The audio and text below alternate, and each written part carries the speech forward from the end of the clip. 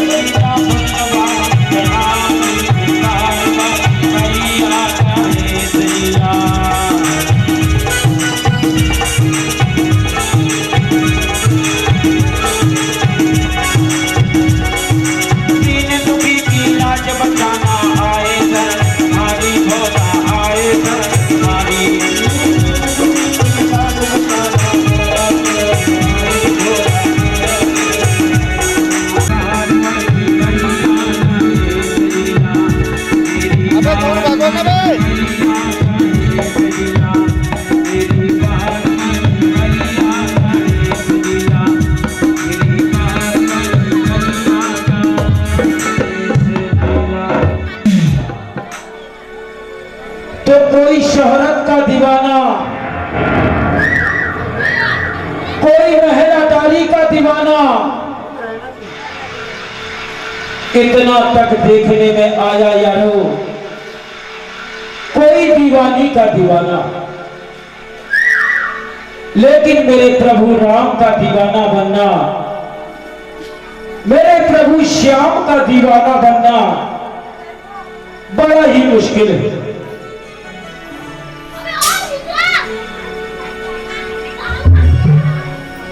राम का दीवाना बनना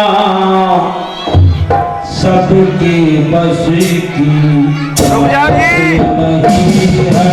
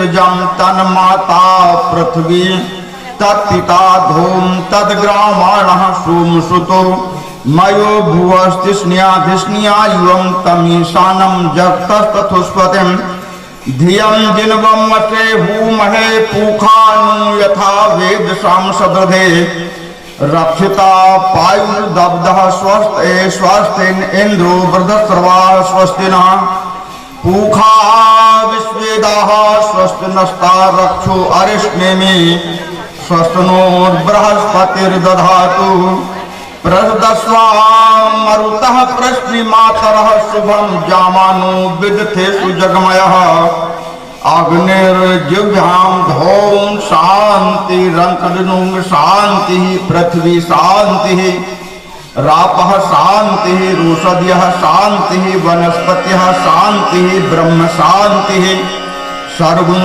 शान्तिः शान्तिरेव शान्तिः सामा शान्तिरेधि यतो यतः समीसे ततो नो अभयं कुरु सम नः कुरु प्रजाभ्यो भयं न पशुभ्यः नमः पार्वती पते हर हर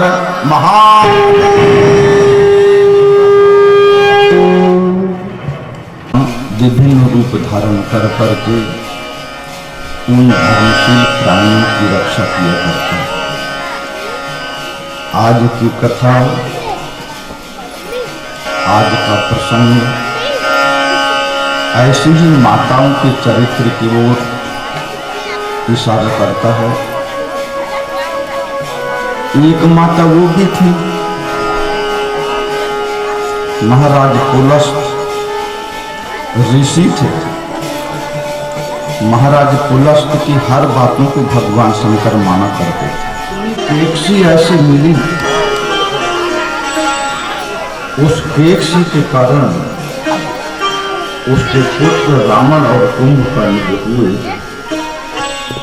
आज भी इनको अनादर की दृष्टि से देखा जाता है और हर वर्ष दशहरा के दिन रावण का पुतला फूंका जाता है। आज भी जो कथा हम आप लोगों को बताने जा रहे हैं, वो कंस, जरासंध, गोमूत्र, दुर्योधन, दुशासन, जरासंध शिशु कश्यप था। देवल ऋषि का शिष्य था। जब चाहे तब देवल ऋषि उग्रसेन से मिलने के लिए आया करते थे। जब चाहे तब गर्गाचार्य जी उग्रसेन से मिलने के लिए आया करते थे। उग्रसेन के ऊपर देवल ऋषि का वरदहस्त रखा। उग्रसेन की पत्नी पवन रेखा इतने दुष्ट स्वभाव की थी, न वो देवों को मानती थी न देवताओं को मानती थी। इसको लक्षित कर गए थे महाराज देवल, इसको लक्षित कर गए थे महाराज गर्गाचार्य। और करें क्या, कुल ऋषि थे, उग्रसेन के बापदादों से सम्मानित थे। मन ना होते हुए भी कि चलो शिष्य का बाड़ा है, शिष्य का घर है, सभी शिष्यों के यहाँ जाते थे तो उग्रसेन के यहाँ दिया जाते थे। देवल ऋषि भी अन्य शिष्यों के यहाँ जाएं,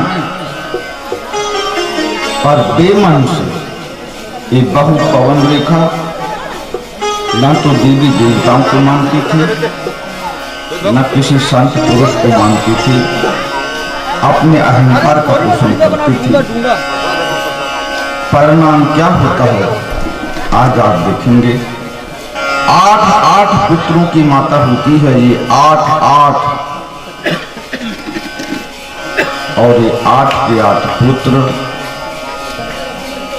कंस के साथ में असमय में मारे जाते हैं। यही जब की कथा में हमने इशारा कर दिए थे, पर बताया नहीं था।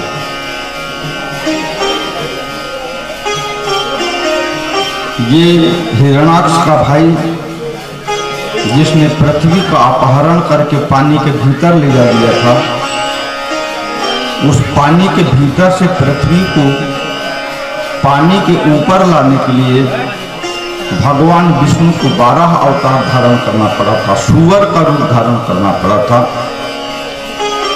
सूअर का थुरथुना बड़ा होता है और लंबा होता है, उस पे गेंद के जैसे उछालते हुए इस पृथ्वी को फिर पानी पर लेके आए थे। हिरण्याक्ष का भाई हिरण्यकश्यप, चोरी छुपे संत महात्मा इस कयाधु के यहाँ जाया करते थे और कयाधु चोरी छुपे संत महात्माओं की आराधना करते थे, चोरी छुपे भगवान के पूजन किया करते थे, ईश्वर की आराधना करते थे। परिणाम क्या निकला? हिरण्याकश्यप का पुत्र, राक्षस का पुत्र होने के बाद भी प्रहलाद भक्त का नाम कितनी आदर के साथ लिया जाता है। माता की जो प्रवृत्ति होती है, माता के डाले गए संस्कार, माता की दी गई शिक्षा, माता के द्वारा दिए गए आदर्श भाव बालकों के जीवन में यावज्जीवन पड़े रहते हैं। इसलिए जन्मी जन्म जन्म जन्म रोमश्च स्वर्गादपि गर्म से, जननी माता पर ऐसा संस्कार डाल करके उस बालक को महामानव बना दे, मानव बना दे, देव मानव बना दे। माता की ढिलाई के कारण बालक के संस्कार नहीं पड़ने के कारण वो बालक समाज में अपमानित, उपहासित, शराबी कबाबी होने के कारण समाज में आदर की जिंदगी नहीं जी पाता। इसमें पहला श्रेय माता का दिया जाता है। स्कूल में कोई शिक्षक, स्कूल में कोई सहपाठी लड़कों को गलत आचरण नहीं सिखाया करते। बालक घर में जैसा देखता है, जैसे माता पिता के क्रियाकर्म होते हैं, उनको देख देख कर बालक सीखता है। उनको ना अच्छी चीजें सिखाने की जरूरत पड़ती है, ना ही बुरी चीजें सिखाने की जरूरत पड़ती है। बड़ी खुशी हो रही है आप लोग यहाँ आए हुए हैं और सबके मन में विचार है कि हम ग्रंथों की अभ्यास बनाओ के 2 पट्टा रामायण की पढ़ें। जहाँ रामायण ना हो सुख सागर को पढ़ें, जहाँ सुख सागर न हो प्रेम सागर को पढ़ें। जैसी कथाएं आप सुनेंगे, जैसी कथाएं आप पढ़ेंगे, उसी प्रकार के तुम्हारे विचार बनेंगे, उसी प्रकार का तुम्हारा मन बनेगा और उसी प्रकार के तुम कर्म करने लगोगे। तो जब अच्छे कर्म करने लगोगे तो पड़ोस के लोग, मोहल्ला के लोग, गांव के लोग अच्छे आचरण के कारण तुमको आदर्श पुरुष के नाम से सम्मान देंगे, सत्कार देंगे, आदर देंगे। मनुष्य जैसा देखता है, जैसा सुनता है, उसका मन शुरू से बड़े रहे हैं। इन पोथियों को पूरी पढ़ने लायक समय पहले भी कम था, आज का भी समय भागम भाग वाला है तो कम है। इसलिए जितना समय मिल जाता है, जितना टाइम मिल जाता है, उतना समय शास्त्र अध्ययन में, शास्त्र के श्रवण में लगाना चाहिए। जैसा तुम सुनोगे, जैसा तुम देखोगे, तुम्हारा मन वैसे करने के लिए होने लगता है और आज नहीं तो कल उन्हीं कर्मों को करने लगता है मनुष्य। बोलिए वृंदावन बिहारी लाल की जय।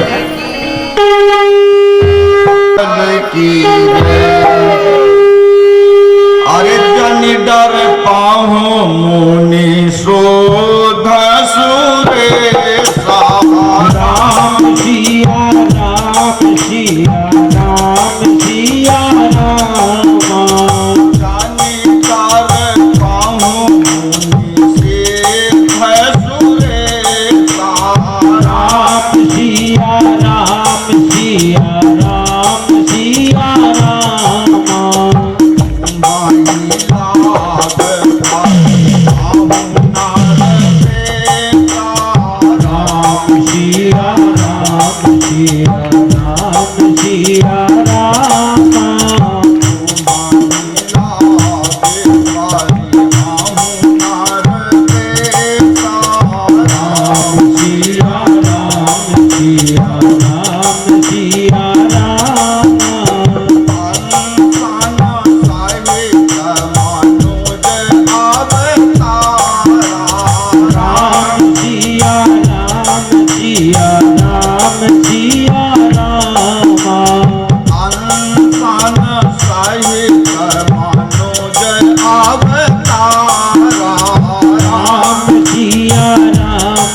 सिया राम सिया राम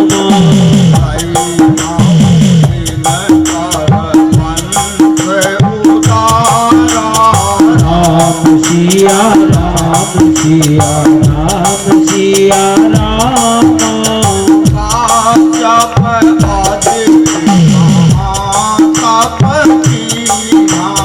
राम सिया राम सिया राम सिया राम राम सिया राम सिया राम सिया राम राम सिया राम सिया राम सिया राम राम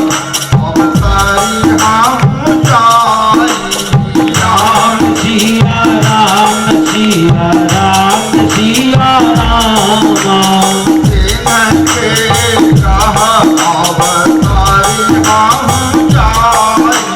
राम सिया राम सिया राम सिया राम राम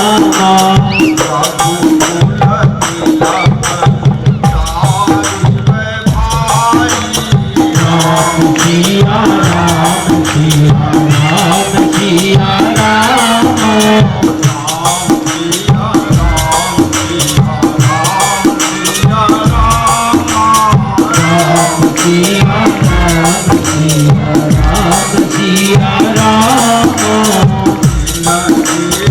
राम सिया राम सिया राम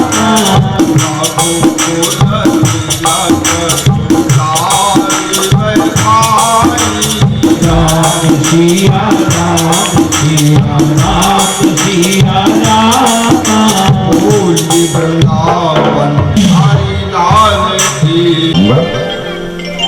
वही महाराज सुतपा और प्रश्न घर था। समय बीतते तक गया जन्मांतरे जन्म जन्म कृतानि च सप्त जन्मेन कृतोर भूत्वा सुखम दुखम समचरे। एक जन्म गया, दूसरा जन्म गया, तीसरा जन्म गया, चौथा, 7 जन्म के बाद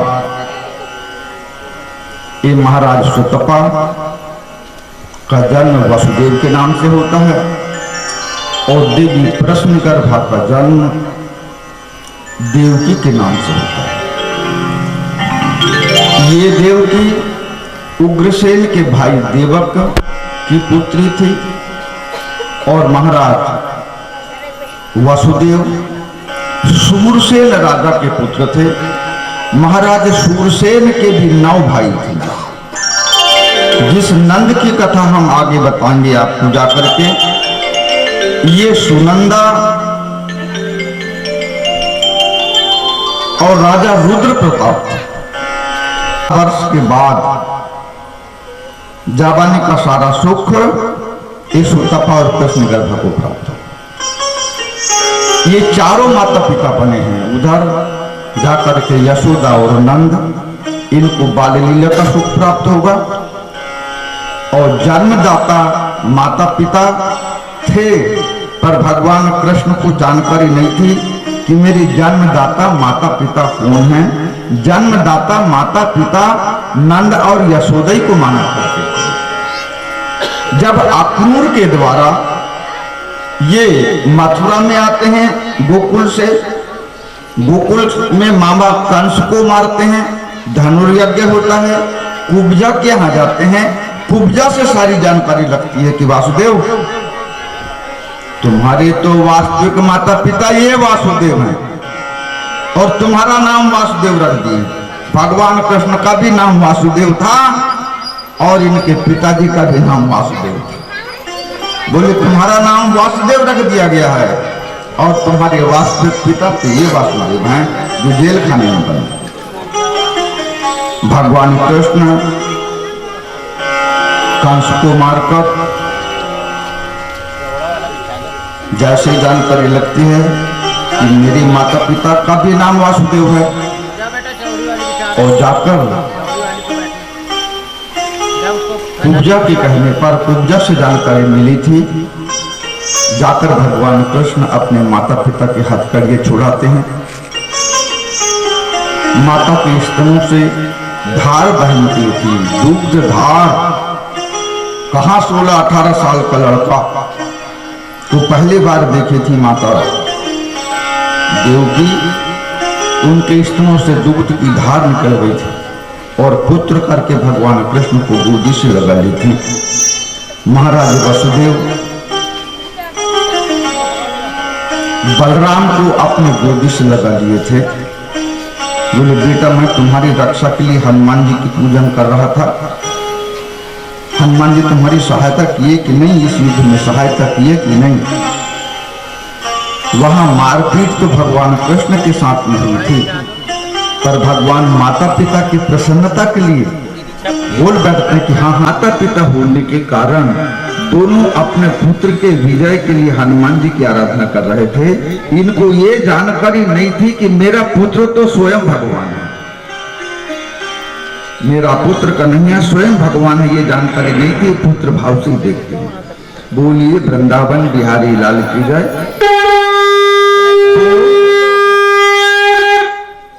इस प्रकार से उग्रसेन का भाई देवक, देवक की पुत्री का नाम देवकी, देवकी का विवाह, जब देवकी विवाह के योग्य हो जाती है, उसी मथुरा शहर में महाराज वासुदेव भी 8 भाइयों का परिवार था। ये महाजन थे और कंस के पिता उग्रसेन राजा थे उस शहर के। राजा होने से ये 8 के 8 भाई थोड़े उदंड किस्म के थे, देवी देवताओं को नहीं माना करते थे, देवी देवताओं को उपहास करते थे, हंसी करते थे। जो लोग देवी देवताओं को पूजन करें उनका मजाक करते थे, उनकी हंसी किया करते थे कि क्या ये ढोंग कर रहे हो, जितनी देर तुम पूजन पाठ करते हो उतनी देर में कोई दूसरा कार्यक्रम करो, ये क्या भगवान भगवान का नाम चिल्लाते रहते हो। शहर में कहीं भी पूजन पाठ होना नहीं दिया करते थे। उग्रसेन विरोध करे कि बेटा ये जो संपत्ति मेरे पास में है, तुम जैसे पुत्रों का जन्म और जब पुत्रष्ट यज्ञ संपन्न होगा तब राजन तुम्हारी संतान होगी। देवल ऋषि के पुत्रष्ट यज्ञ करवाने के बाद एक कंस नवगोद बलाद वगैरह 8 भाइयों का जन्म हुआ यज्ञादि क्रिया के बाद। तो तुम्हारे जन्म में भी देवता सहायक हुए हैं और ये जो धन है, जो संपत्ति है, जो वैभव है, ये सब भगवान शंकर के देन है। इसको नकारो मत, उनकी हंसी मत करो। हर रोज नहीं कर सकते मत करो, पर हफ्ता 15 दिन में तो भगवान की पूजन किया करे। ये सब उन्हीं की देन है, ये सब उन्हीं की। बार बार जब उग्रसेन कंस को समझाता है, दूसरे भाइयों को समझाता है, तीसरे चौथे पांचवें, सब के सब भाई विरोध करते हैं, मर्यादा को तोड़ देते हैं। यहाँ तक कि ये कंस एक दिन उग्रसेन का हाथ पकड़ के सिंहासन से नीचे पटक देता है। जब देखो तब भगवान चिल्लाता है, जब देखो तब पकड़ के हाथ उग्रसेन का सिंहासन से नीचे फेंक देता है और खुद सिंहासन पर बैठ जाता है और समाज को आदेश देता है कि कोई भी देवी देवताओं के पूजन नहीं होगा। अरे कतहु न दीख देव कर भागा, राम सिया राम सिया राम सिया राम, तीन ऊपर सब आसुर दागा।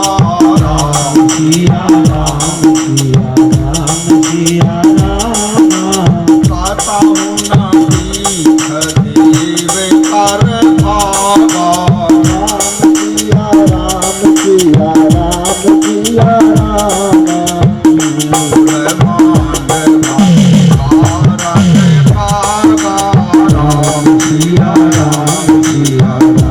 सिया राम। आहा भयउ जग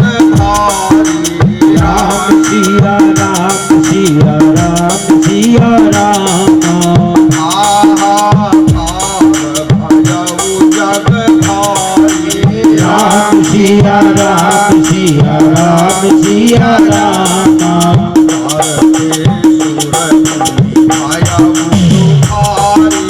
राम सिया राम सिया राम सिया राम राम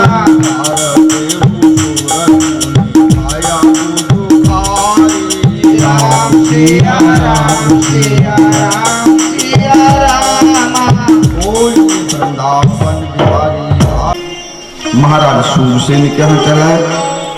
सूरसेन के जेठे पुत्र के साथ में देवकी के शादी की चर्चा पक्की हुई।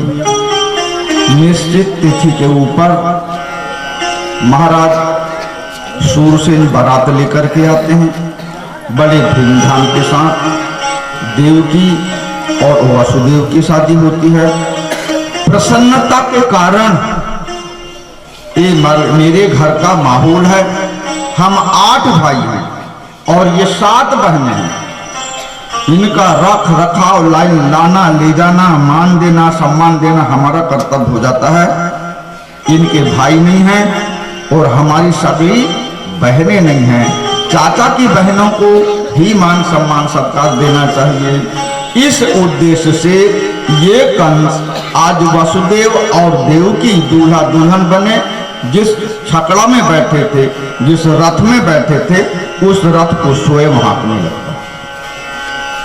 रथ हाँकते हाँकते कुछ देर तक तो जाता है, कुछ दूर तक जाता है और रथ जाने पर एक आकाशवाणी हो जाती है कि कंस, जिस विवाह में तू इतना उत्साह प्रदर्शन कर रहा है, ये उत्साह ही तेरी परेशानी का कारण बनेगा। इसी देवकी का 8वां पुत्र तेरा काल निर्मित होगा और उसके द्वारा तेरी मृत्यु हो जाएगी। जैसे ही आकाशवाणी हुई, घोषणा सुनता है कि इसी देवकी का 8वां पुत्र तेरा काल साबित होगा, इसके द्वारा तेरी मृत्यु होगी और बचाव कोई भी नहीं कर पाएगा। भावावेश में आज भी दूल्हा कटार लेके चला करता है। शादी के समय पर वासुदेव की कटार को खींचता है और उस कटार के द्वारा देवकी का सिर काट देना चाहता है। वासुदेव होने को ये भी 8 भाई थे।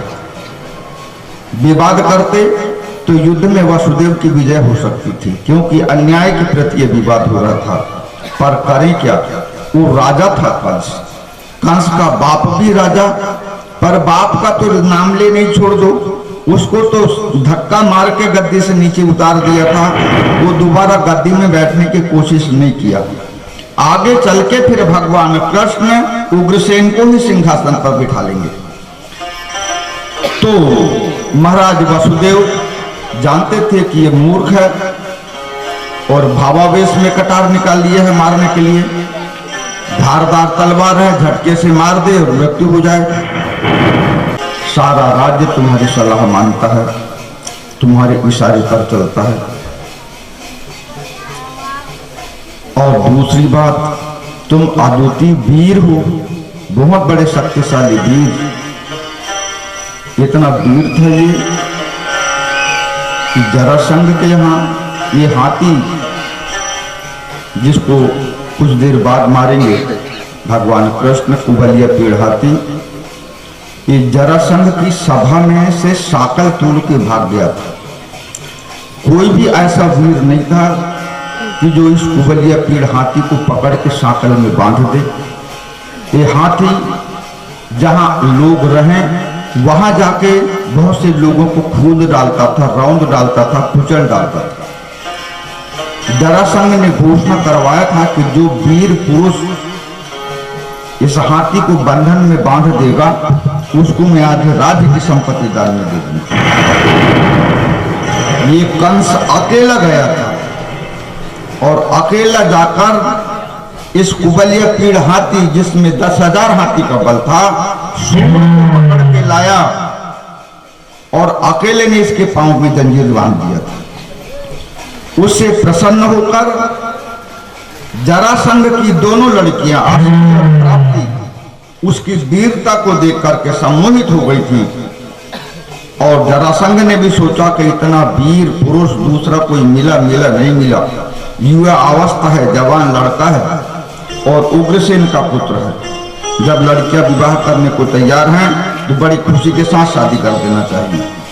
अपनी दोनों कन्या अस्थि और प्रप्ति जरासंध ने कंस को तुरंत ब्याह दिया। इतना बलवान था, इतना बलवान पुरुष दोबारा मिला नहीं मिला, संयोग बन रहा है, इसलिए शादी कर दो। जरासंध ने अपने दोनों पुत्रों की शादी कर दिया था। इस बात को, इस शादी में महाराज वासुदेव स्वयं उपस्थित थे। वासुदेव बोलते हैं कि इतने वीर, सामर्थ्यशाली, शक्तिशाली और एक बहन की हत्या, इसमें तो तुम्हारी वीरता भी ले जाएगी, राज्य पद भी अपमानित होगा और आपको कलंक लगेगा ब्याज में वो अलग। इसलिए बहन की हत्या तुमको नहीं करना चाहिए। हाँ, आकाशवाणी की घोषणा है कि इसके पुत्र के द्वारा तुम्हारी मृत्यु का डर है, तो आगे किसने जाना है कि पुत्र होगा कि पुत्री होगी। पर भैया मैं तुमको वचन देता हूं कंस कि जब जब इस कन्या से संतानें उत्पन्न होगी, पहली हो, दूसरी हो, तीसरी, चौथी, पांचवी, आठवीं, सारी संतानें मैं तुमको समर्पित कर दूंगा जन्म लेते ही। मेरी बात पर विश्वास करो।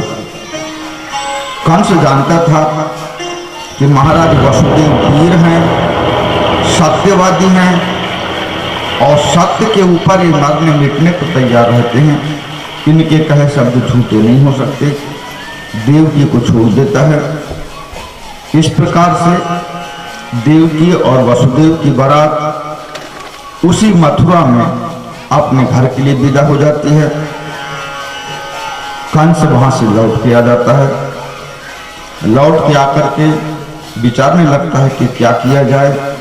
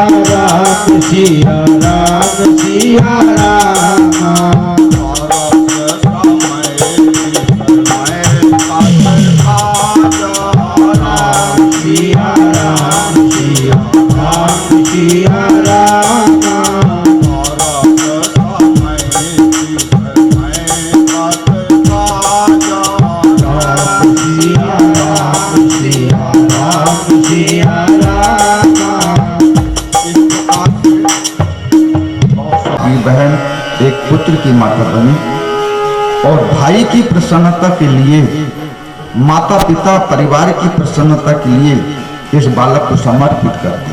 देखिए अपने भांजे के मुंह को, इसको जीवन दान देना चाहें तो जीवन दान दें और अकाल मृत्यु करना चाहें तो अकाल मृत्यु कर दें। महाराज वासुदेव की उदारता को देखकर, संतान के प्रति आकर्षित होना नहीं देखकर बड़ा प्रसन्न होता है। अपने हृदय से लगाता है वसुदेव को, प्यार से बिठालता है, उठालता है, सत्कार करता है और उस बालक को छोड़ देता है कि नहीं, आकाशवाणी की घोषणा तो 8वें पुत्र की है, 8वें पुत्र की, इसको ले जाओ। उस बालक को विदा करने के लिए कंस स्वयं अपने राजमहल से बाहर तक आता है। महाराज वासुदेव उस बालक को लेकर के आ जाते हैं। इसी प्रकार से सांसारिक रीति रिवाज करते हुए अन्य बालकों को कंस छोड़ देता है। पर दुष्ट के मित्र, साथी, सहायक भी दुष्ट हुआ करते हैं। अच्छे लोगों से इनकी मित्रता नहीं रहा करती है। इसका मित्र मैदान का मित्र था। इस प्रकार जन्म में हर बालकों को कंस छोड़ते जाता है, हर बालकों को कंस छोड़ते जाता है और 8वें बालक की गिनती का इंतजार कर रहा है। आकर एक कागज पेन बुलवाता है, मैदाना और 8 लाइन खींचता है, 1 2 3 4 5। बोले कंस नीचे से ऊपर गिनो, नीचे से गिनता है वो 1 2 3 4 5 6 7, ऊपर की गिनती पड़ती है 8। बोले ऊपर से गिनो, 1 2 3 4 5, नीचे की गिनती पड़ती है 8। फिर 1 छोड़ के गिनता है, अब यहाँ से गिनो, फिर 1 को छोड़ के फिर ऊपर गिनाता है, बोले 7, अब इसको गिनो, बोले 8। फिर 2 को छोड़ के गिनवाता है, यहाँ से गिनो तो बोले 6, इनको गिनो तो बोले 8। किसको 8 मानोगे आप? किसको 8 मानोगे आप? नीचे वाले को 8 गिनोगे कि ऊपर वाले को 8? नीचे से ऊपर जाओ तो 8, ऊपर से नीचे आओ तो 8। 1 2 गिनती, 1 2 लाइन छोड़कर गिनो तो ऊपर जाके 6 हो और फिर लौट के नीचे गिनाए तो 8 हो। कंस की बुद्धि भ्रमित हो जाती है और छोड़े गए बालकों को बुलवाकर मार डालता है। नयासुर जानता था कि यदि ये ऐसे ही बालकों को छोड़ते जाएगा तो ये पुण्य का भागीदार बनते चला जाएगा, यदि कर्म बढ़ते चले जाएंगे और इसको मारने के लिए भगवान का अवतार होने वाला है। जब ये पुण्यात्मा हो जाएगा, पुण्य की वृद्धि हो जाएगी, अधर्म की वृद्धि नहीं होगी, तो इसकी आयु बढ़ जाएगी और इसकी समय पर मौत नहीं हो पाएगी।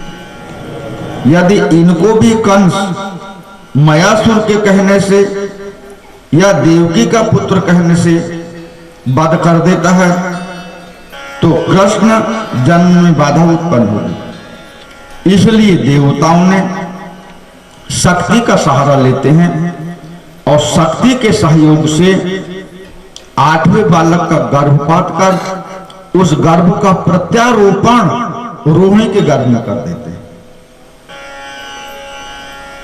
रोहिणी के गर्भ से बलराम का जन्म होता है। यहां प्रचारित कर दिया गया कि गर्भ तो था पर गर्भपात हो गया, गर्भपात हो गया, गर्भपात हो गया कि जानकारी लगी तो कंस भी निसंकोच हो गया कि अब गर्भपात हो गया तो क्या कर लोगे, पर 7 हुआ। बोले खैर 8वें में ध्यान रखना चाहिए। 8वां जब गर्भ आता है देवकी का, वहां कंस की निगाह पैनी हो जाती कि 8वां गर्भ है। इसके बाद संतान होती है कि नहीं होती कहा नहीं जा सकता।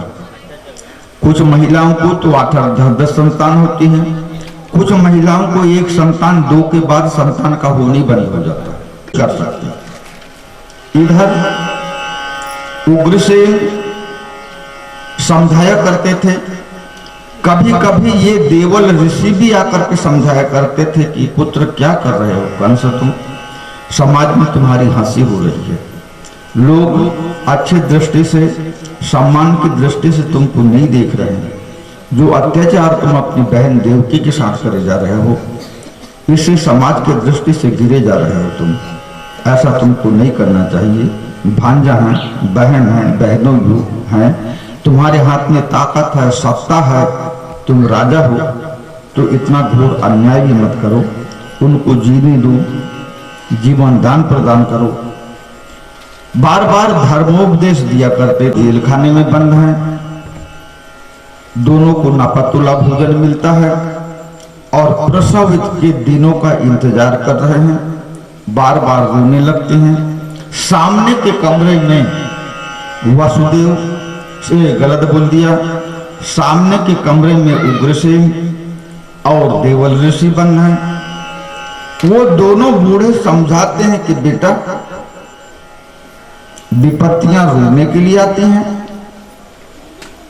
अरे विपत्तियां तो वीर पुरुषों के जीवन में आती हैं, जो वीर पुरुष संघर्ष करते हुए उन विपत्तियों का मुकाबला करते हुए विपत्तियों को रोंद खोंद के बाहर निकल जाया करते हैं। अरे कादर मन कहूँ एक आधारा राम सिया राम सिया राम सिया राम कादर मन कहूँ एक आधारा राम सिया राम सिया राम सिया राम देव आनंदी पुकारा राम सिया राम सिया राम सिया राम देव आनंदी पुकारा राम सिया राम सिया राम सिया राम कादर मन कहूँ एक आधारा राम सिया राम सिया राम सिया राम देव देव आनंदी पुकारा राम सिया राम सिया राम सिया राम सठ सन विनायक कुटिल सन प्रीति राम सिया राम सिया राम सिया राम सहज मन मन सुंदर नीति राम सिया राम सिया राम सिया राम ममता रत सन ज्ञान कहानी राम सिया राम सिया राम सिया राम आदि क्रोधी सन विरति बखानी राम सिया राम सिया राम सिया राम क्रोधी सन कामी हरि कथा राम सिया राम सिया राम सिया राम क्रोधी सन कामी हरि कथा राम सिया राम सिया राम सिया राम दूसर बीज भये फल जथा राम सिया राम सिया राम सिया राम सठ सन विनय कुटिल सन प्रीति राम सिया राम सिया राम सिया राम सहज कृपन सन सुंदर नीति राम सिया राम सिया राम सिया राम बोली वृंदावन बिहारी लाल की जय। ये दोनों बूढ़े देवल ऋषि और उग्रसेन उनका ढाढ़स बंधाते हैं, हिम्मत बढ़ाते हैं कि पुत्री रो मत, ईश्वर की आराधना करो, ईश्वर पर भरोसा करो। ईश्वर पर भरोसा करने वाले के हर असंभव कार्य संभव हो जाया करते हैं, हर असंभव कार्य संभव हो जाया करते हैं। बीच में एक बात बताना हम भूल गए आपको। उस जमाने में ये यशोदा क्या पूरा शहर का शहर अपने पानी की उपयोगिता यमुना जी से ही किया करते थे। घरों में कुओं की उतनी व्यवस्था नहीं थी। आओ दादा बैठो। दोनों महिलाओं की गर्भवती अवस्था में मुलाकात होती है।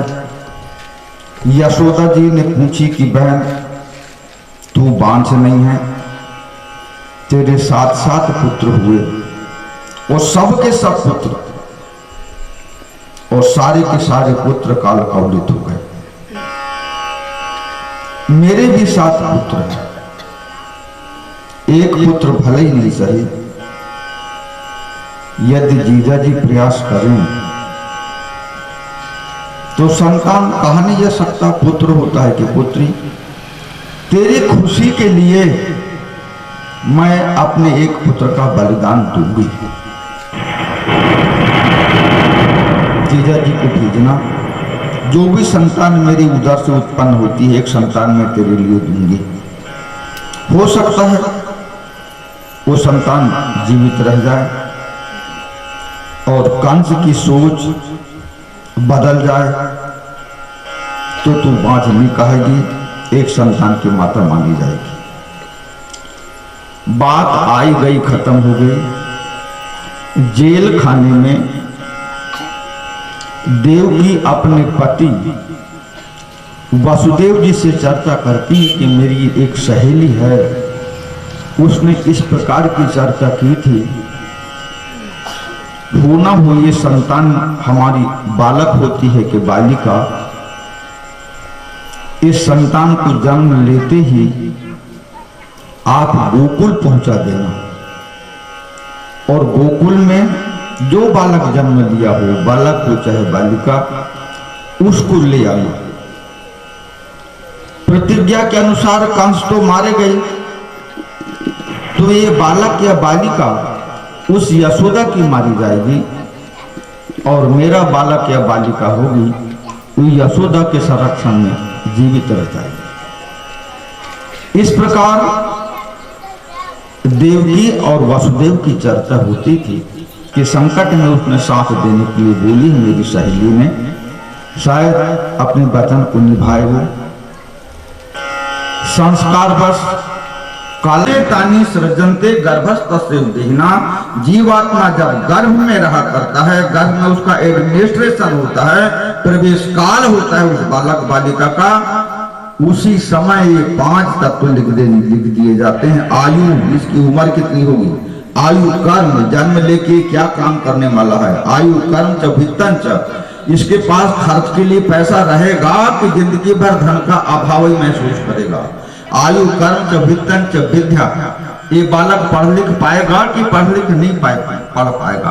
कई लोग अभाव पूर्वक जीवन जीने पर भी कलेक्टर बन के जाते हैं और कई लोगों के साधन संपन्नता होने के बाद भी बालक 8वीं 5वीं पास नहीं कर पाते।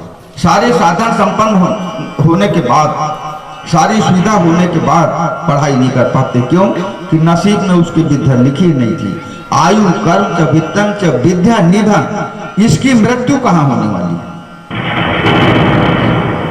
ये 5 तत्व जीवात्मा का जिस दिन गर्भ में प्रवेश होता है उसी दिन लिख दिए जाते हैं महाराज, इसको नकारा नहीं जा सकता।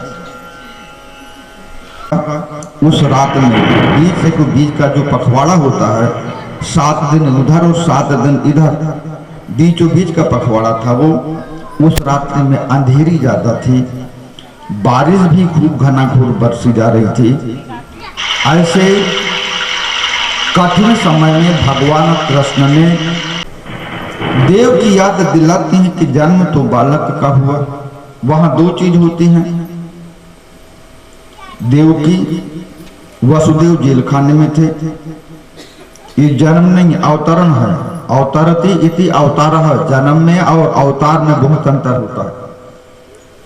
इनका अवतरण हुआ है, राम का अवतरण हुआ है, भगवान बुद्ध का अवतरण हुआ है, जन्म नहीं हुआ। अवतरण माने जन्मे ही। जैसे अवतरण होता है तो प्रकाश पुंज खिलता है जाकर के, जैसी प्रकाश पुंज खुला, उजेला दिखा, वासुदेव देव की भ्रम में पड़े। क्या भगवान विष्णु चतुर्भुज रूप में बताते हैं कि मैं वही विष्णु हूं जिसने तुमको वरदान दिया था कि सही में मैं अपने जैसे आप शरीर कहां खोजा हूं जाई, रघुकुल तिलक सुचारू भाई, अनशन सहित देह धरु ताता, अंशों के साथ मैं तुम्हारे घर में जन्म धारण करूंगा। पिताजी आप विश्वास करो, मैं वही विष्णु का अवतार हो चुका है, मेरा यहाँ अवतरण है, जन्म हो रहा है। इसका सुरक्षा का दायित्व आपके ऊपर में है, पर भयभीत मत हो। मैंने अपने सुरक्षा के सारे इंतजाम कर लिया हूं, आपको 7 उंगली पकड़ के चलना है, बस भयभीत नहीं होना है, घबराना नहीं है, डरना नहीं है। अपनी सुरक्षा और अपने साथियों की सुरक्षा करना मेरा स्वभाव हो जाता। पिताजी आप भयभीत मत। जेल खाने में प्रकाश होता है, चतुर्भुज रूप में भगवान कृष्ण का दर्शन होता है। जैसे दर्शन हुआ महाराज वसुदेव प्रसन्न हो जाते हैं, देव की प्रसन्न हो जाती हैं कि देखो मैं प्रश्न गर्भा थी, उस समय इनने वचन दिए थे कि मैं अवतरित होऊंगा और पुत्र रूप में तुम्हारा जो प्रेम है, अनुराग है कि पुत्र रूप में मेरे दर्शन करना चाहते हो, वो तुम्हारे अनुराग की पूर्ति होगी। और छोटे शिशु बन जाते हैं भगवान कृष्ण।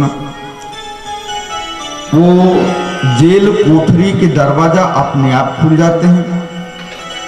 जेल के जो गेट पर बड़ा दरवाजा था, वहां बड़े बड़े ताला कंस ने अपने विश्वसनीय सिपाहियों के द्वारा लगवाया था। वो बड़ा ताला भी अपने आप खुल जाता है। महाराज वसुदेव दरवाजा खोल के बाहर जाते हैं थोड़ी दूर, वहां सूपा भी रखा हुआ है, राख भी पड़ी हुई है। सूपा लेके आते हैं।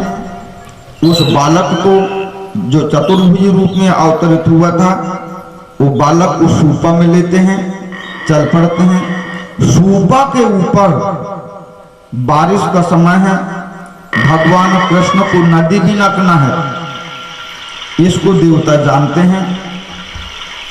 भगवान शेष, इनका जन्म हुआ था बलराम के नाम से, पर शेष का रूप धारण करके भैया कृष्ण की सहायता कर रहे हैं, इसलिए कि छोटे भाई में ऊपर शेष छाया कर रहा है कि पानी न बरसने पाए। अंधेरी रात होने के नाते भावावेश में महाराज वसुदेव रास्ता लेके चले जा रहे हैं। अंधकारमयी रात्रि थी और वसुदेव जी को ईश्वर पर विश्वास था, ईश्वर निष्ठा थी। वसुदेव जी को रास्ता स्पष्ट दिखाई देती चली जा रही है, जैसे जगाजोत उजेला हो रहा हो। उस उजेले रास्ता में वो शेष के फन, शेष की आंखों से जो उजाला पड़ता था रोड में पड़े, वो रोड स्पष्ट दिख रही थी। महाराज वसुदेव को देखते हुए चले जा रहे हैं। आगे नदी पार करते हैं, तब गोकुल यमुना सोचती है कि आज महाराज वसुदेव को भय नाम किस चीज का है, भय का इनको ज्ञान ही नहीं है। सीधे पानी के भीतर चले जा रहे हैं, पानी के भीतर। और पानी में यदि वसुदेव बह जाते हैं तो 3 हत्या लगेंगी। ऊपर बलराम रक्षा कर रहे हैं, भगवान कृष्ण सूपा में सोए हुए हैं और पिताजी पानी में अलग बहेंगे, 3 हत्या लग जाएगी। तो जिंदगी भरे के लिए मेरा यमुना नाम खत्म हो जाएगा, जल सूख जाएगा पूरा का पूरा। और बिना चरण स्पर्श किए मेरे को पुण्य की भी प्राप्ति नहीं होगी। गंगा पापम शशि तापम दैन्यम कल्प तरुषता पापम तापम तो दैन्यम ता घंटे संतो महाशय।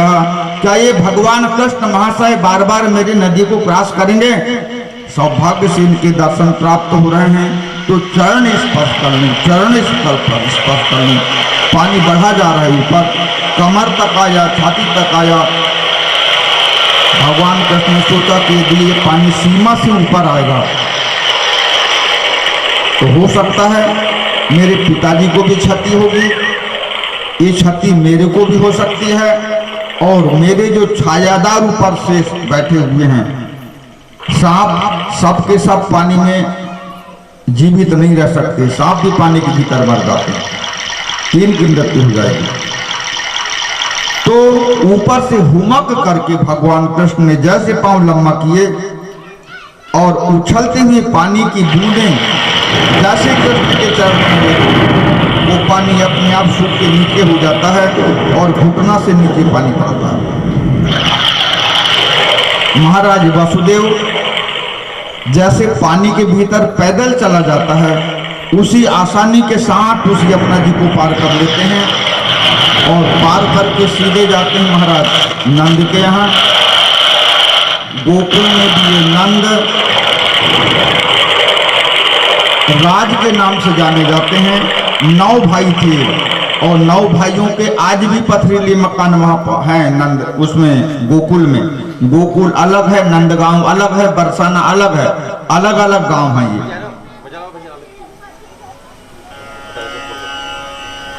हाँ लालो, अलग कहा नहीं जा सकता कि बालक है कि बालिका, पर कोई संतान का जन्म हुआ जो जोर जोर से रो रही।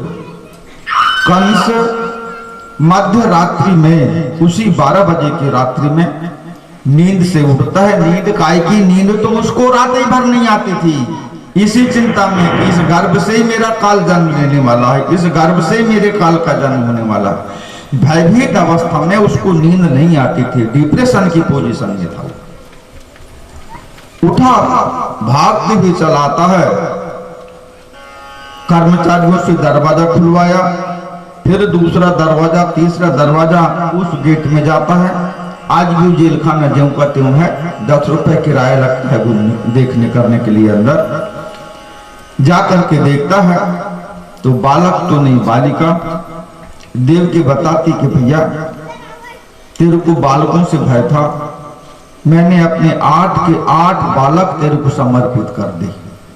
ये बालिका है, बालिका से तो कोई तेरे को भय नहीं है, बालकों से भय था। तो देवताओं ने आकाशवाणी करके मेरे और तेरे प्रेम में खटास उत्पन्न कर दी, विद्वेष का रूप धारण कर लिया था। इस बालिका से तो तेरे को कोई डर ही नहीं। कंस ने भी देखा कि सही में बालिका है, छोड़ देता है उसको। अरे ए देवता सदा स्वार्थी, राम सिया राम सिया राम सिया राम। ए देवता सदा स्वार्थी, राम सिया राम सिया राम सिया राम।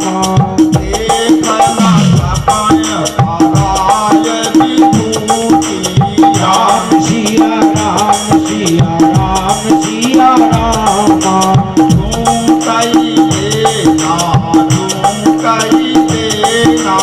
राम सिया राम सिया राम सिया राम।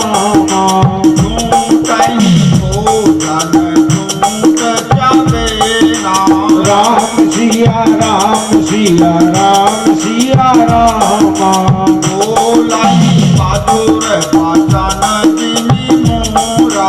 राम सिया राम सिया राम सिया राम।